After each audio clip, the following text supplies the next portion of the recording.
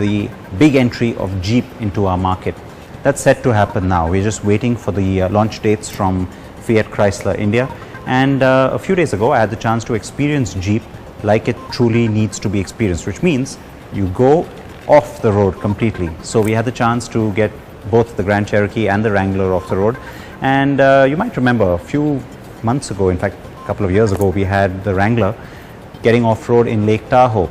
Now it was our turn to get into the Moab, which is one of the most spectacular settings in Utah in the United States.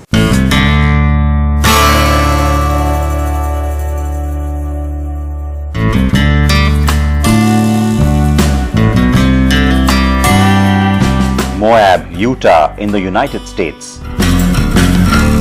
Desolate, serene, spectacular, extreme, stunning, intense, breathtaking. So many ways to describe this beautiful and stark countryside, and yet all words fall short. Moab is also synonymous with off-roading and is considered by many as the world's 4x4 capital. It certainly will look familiar to you due to it being used by Hollywood in several westerns and more recently movies like Transformers, John Carter and The Lone Ranger. We skirted Utah due to a lack of time last year when we drove the USA leg of the Great Overland Adventure. Then too, driving by it through Colorado and Arizona, we had marveled at the gorgeous countryside. Moab takes it up one notch. It is no surprise that all you see here are utility vehicles, and so the landscape is natural habitat for Jeep. The American Blue Blood SUV brand has made this terrain home for long now, and we descended into Moab to celebrate 75 years of the off-roading specialist brand. The lineup on offer for us to experience included the 75th anniversary edition vehicles, each sporting a special commemorative badge and special shades of green. Quite the convoy making its way into the wild. I chose the Grand Cherokee since I wanted to experience just how much the trail-rated plush and premium SUV can be pushed.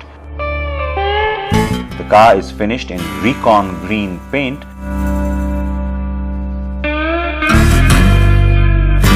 and like all 75th anniversary edition models carries bronze elements like the bumper inserts, Jeep logo, grille and alloy wheels, plus the special 75-year badge.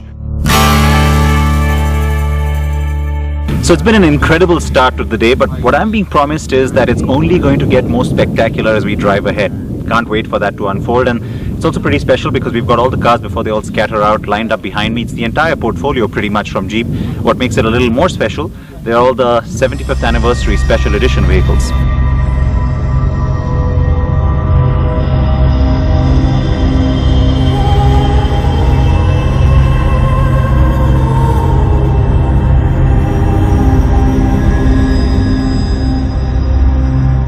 The Grand Cherokee 75th Anniversary Edition has Jeep's new Pentastar V6 that punches nearly 300 bhp and is generous with torque too. The 8-speed automatic is quick and the car uses 4-wheel independent suspension. As we continue to proceed deeper into the countryside, it became more apparent that the landscape was only going to get more spectacular. The cars made no fuss as they snaked their way across loose sand, mud and even very hard rock. And then it was time to not just rock crawl, but climb too.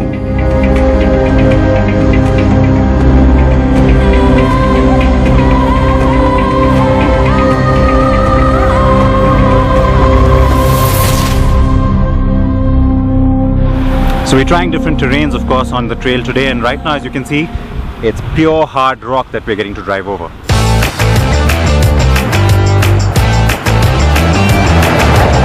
While on the trail, I also had the chance to experience the newest and smallest member of the Jeep family, the Renegade. This car shares its platforms with Fiat products, but has a completely different drivetrain and four-wheel drive system compared to those vehicles.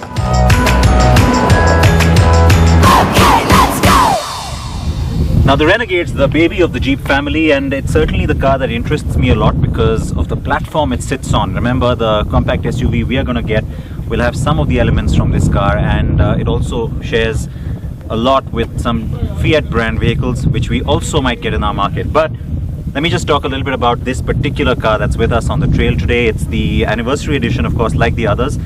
Gets its own special color, jungle green, and some of the elements that are special again to this limited edition.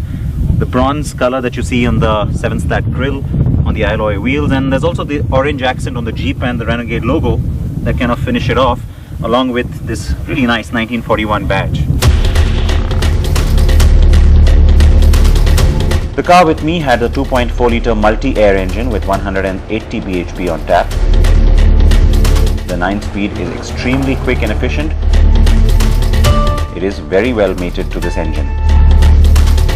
There is a 1.4-litre and a 6-speed manual transmission option on the 75th anniversary edition Renegade, by the way. The Renegade platform will spawn Jeep's new compact SUV that's been prepared as we speak for markets like Brazil and India. It will be made here at Fiat's Ranjangaon plant, and the platform will also give us other similar sized Fiat models like the 500X possibly. All of this will only happen in 2017. Jeep is also set to debut in India now with the very capable Wrangler range, which we have driven at the Rubicon Trail a while back, and the premium fully loaded Grand Cherokee.